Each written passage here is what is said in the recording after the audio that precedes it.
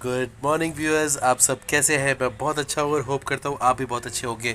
हाजिर हूँ मैं अपने डॉग्स के साथ में। मेरे साथ में डेज़ी बैठी हुई है, लियो अपना घूम रहा है और पीछे चिंकी मिंकी और बेला है। आज हम डिस्कस करेंगे कुछ डॉग्स के हेल्थ इश्यूज़ के बारे में। उसके बाद हम बेला की ट्रेनिंग करेंगे क्योंकि सर्दियों का मौसम आ गया है, तो डॉग शोज़ भी स्टार्ट हो गए हैं और डॉग्स को उनकी ट्रेनिंग में दोबारा से उनको पार्टिसिपेट करना पड़ेगा शोज़ के अंदर, तो दोबारा से ट्रेनिंग उनकी स्टार्ट करनी पड़ती है। लियो को बिल्कुल बर्दाश्त नहीं होता कि मैं बिल्कुल डेज़ी को प्यार करूं, तो ये इधर उधर तो घूमता रहता है, लेकिन इसका मेन मकसद होता है कि किसी तरह से मैं उसकी जगह हत्या लूँ। अब भाई साहब आ गए हैं और इसके आते ही बेचारी डेज़ी को अपनी जगह छोड़नी पड़ती है। बहुत शैतान लड़का है ये, देखने में बहुत सीधा साधा लगता है, लेकिन ये लोग बहुत ज़्यादा सोचते हैं। इनके ना अंदर ना इमोशनल बहुत होते हैं ये। क्यों लियो बाबू? और वो देखो डेज़ी जाके वहाँ बैठ गई आराम से। और चिंकी मिक्की बेला, इनकी ट्रेनिंग का टाइम हो रहा है, तो ये लोग ना इंतज़ार कर रहे हैं कि मैं किसी तरह से ना बुलाऊं। बेला, बेला चलो, बेला चलो, बेला चलो, बेला चलो ट्रेनिंग के लिए, चलो चलो बेला, बेला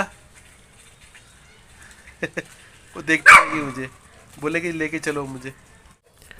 शो के 2 वीक से भी कम टाइम रह गया है और इसकी ट्रेनिंग अपने लास्ट स्टेज में है। फीमेल सही से परफॉर्म कर रही है, लेकिन थोड़ा सोशलाइजेशन का इशू है। बाहर जाने के बाद में ये बहुत ज़्यादा अपनी एनर्जी वेस्ट करती है, दौड़ती है, भागती है।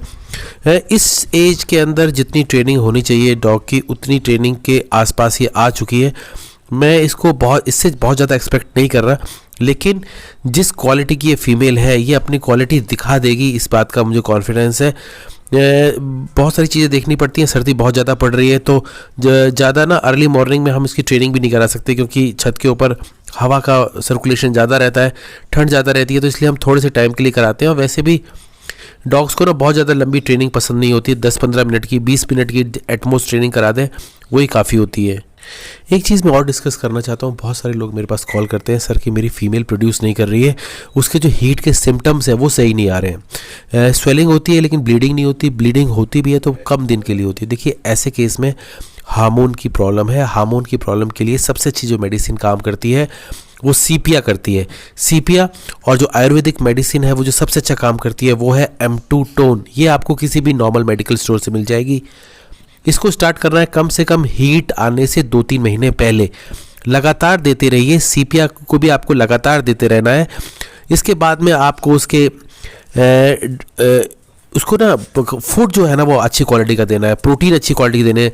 उसके जो स्टार्च है उसको कम कर दीजिए, प्रोटीन की क्वालिटी अच्छी बढ़ा दीजिए, और साथ में मल्टीविटामिन सप्लीमेंट्स बहुत अच्छी तरह से आपको ध्यान देना है। ये आप ध्यान दे दीजिए। और हीट आते ही सबसे पहले उसका आप वेजाइनल स्वैब कल्चर कराइए। ये चीज़ें अगर आपने नोट कर ली तो आपकी फ़ीमेल 90% कंसीव कर जाएगी। देखिए कितनी अच्छी तरह से ये अपने फेशियल फीचर्स को दिखा रही है। शो करते टाइम अगर आप इतना भी कर दें कि आप उसको डॉग को इस तरह से स्टैक करें और डॉग के जज के सामने ले जाके अगर आप उसके फेशियल एक्सप्रेशंस को दिखा दें, तो बुलमैस्टिफ के अंदर, बॉक्सर्स के अंदर और बाकी ब्रीड्स के अंदर जो हेड प्रोफाइल होती है उसको देखते ही जजेस बहुत ज़्यादा इंप्रेस हो जाते हैं। दूसरी बात होती है एनाटॉमी। एनाटॉमी आपके स्टैक करने से आती है, जैसे अब वो स्टैक हुई है, इससे उसकी टॉप लाइन, पीछे के लेग्स की लेंथ, उसके हॉक्स, उसकी चेस्ट, उसकी बैक, उसकी हेड, नेक साइज, ये सारा चीज़ें स्टैकिंग से पता चलती हैं। और ये सारी चीज़ें सही से सिंक्रोनाइज है या नहीं है ये पता चलता है गेट से, यानी चाल से।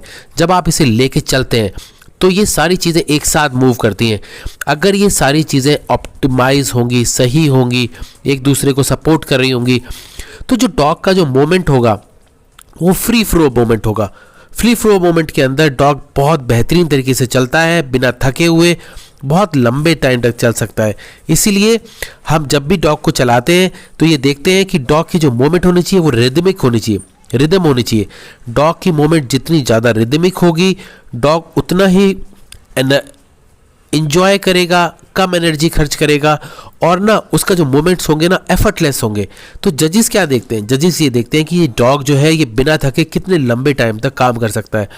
हम अभी भी डॉग्स को कंपेनियन डॉग्स की तरह रखते हैं, लेकिन जो हमारा मेन मोटो है कि डॉग्स को हमें गार्ड डॉग की तरह रखना है। हम इसके बाइट को देख रहे हैं, देखिए जजेस के पास में जब भी आप बाइट वर्क दिखाते हैं तो देखिए इसकी लीश को मैंने अपने पाँव से दबाया हुआ है और दोनों हाथों से मैं इसके लीश दांतों को दिखा रहा हूँ। अगर मैं एक हाथ से इसकी लीश पकड़ूंगा, दूसरे हाथ से पकड़ने की कोशिश करूंगा तो फीमेल ना परेशान हो जाएगी, नहीं दिखाएगी, पीछे हटेगी, हम भी परेशान हो जाएंगे।